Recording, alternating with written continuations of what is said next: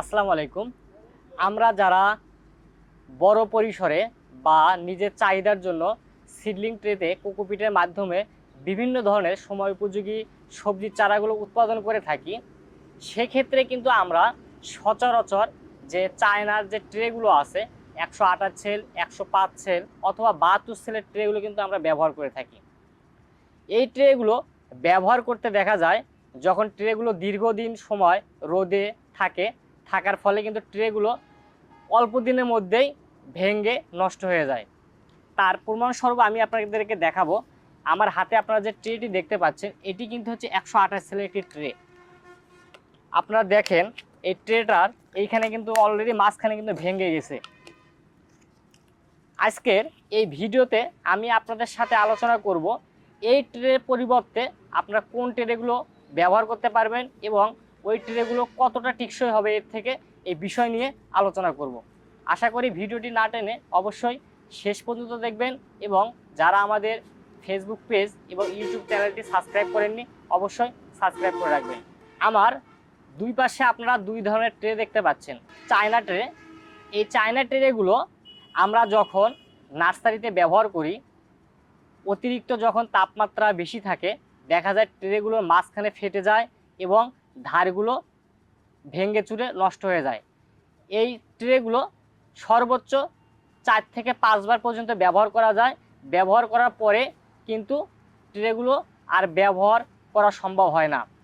আর সব থেকে অসুবিধা যেটা, সেটা হচ্ছে এই চায়না ট্রেগুলো থেকে যেহেতু এর নিচের যে হোলগুলো আছে এগুলো 4 কোণা বিশিষ্ট হোল, এই ট্রে থেকে চারাগুলো তুলতে কিন্তু আমাদের সমস্যার সম্মুখীনগুলো হতে হয়। কারণ চারাতে শিকড় না আসা পর্যন্ত ভালোভাবে আমরা চারাগুলো কিন্তু এখান থেকে তুলতে পারি না। এই সমস্যাগুলোর কারণে আমরা এই চায়না ট্রেগুলো থেকে দিন দিন বেরিয়ে এসে আমরা আপনাদের জন্য নিয়ে এসেছি নতুন একটি সিডলিং ট্রে, যে ট্রেগুলো আপনারা দীর্ঘ সময় পর্যন্ত ব্যবহার করতে পারবেন এবং অতিরিক্ত রোদে থাকার ফলেও ট্রেগুলো কিন্তু সহজে নষ্ট হয় না। আমার এই পাশে যে ট্রেটি দেখতে পাচ্ছেন, এই ট্রেটির কথাই কিন্তু আমি আপনাদের সাথে এতক্ষণ আলোচনা করলাম। এই ট্রেটি হচ্ছে 110 সেলের একটি সিডলিং ট্রে। ট্রে থেকে যখন আপনারা এভাবে চারাগুলো তুলবেন, দেখেন সুন্দরভাবে কিন্তু চারাটা উঠে আসলো এবং ট্রেও কিন্তু বুঝতে পারেনি যে ট্রে থেকে চারাটি উঠানো হয়েছে।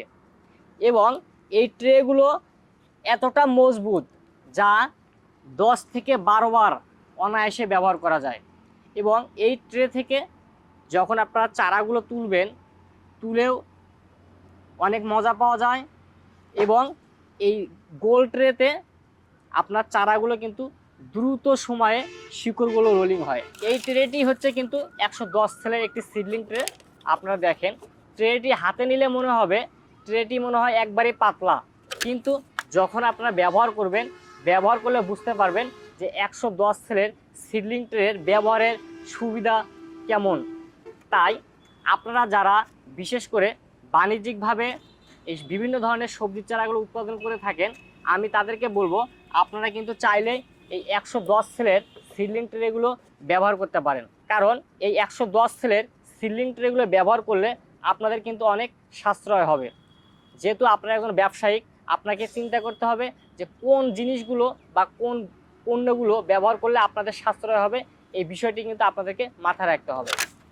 এই সিডলিং ট্রের পাশাপাশি যে এখানে যে মিডিয়া বা রেডিমিক্স কোকোপিটটি ব্যবহার করা হয়, এটিও কিন্তু আপনাকে অবশ্যই গুণগত মানের রেডিমিক্স কোকোপিট হতে হবে। তাছাড়া কিন্তু আপনি চারা উৎপাদনে বারবার কিন্তু ক্ষতিগ্রস্ত হবেন। তাই আপনারা যারা ভাবছেন যে সিডলিং ট্রে এবং মানসম্মত রেডি কোকোপিট কোথাও থেকে পাচ্ছেন না, আপনারা কিন্তু চাইলে আমাদের দেওয়া স্ক্রিনে নাম্বারে যোগাযোগ করে এই মানসম্মত পণ্যগুলো কিন্তু সরবরাহ করতে পারেন। আমরা বাস ট্রান্সপোর্ট এবং কুরিয়ারের মাধ্যমে সারা বাংলাদেশে এই পণ্যগুলো ডেলিভারি দিয়ে থাকি। ধন্যবাদ সবাইকে। ভালো থাকবেন, সুস্থ থাকবেন, সবসময় আধুনিক কৃষির সাথে থাকবেন।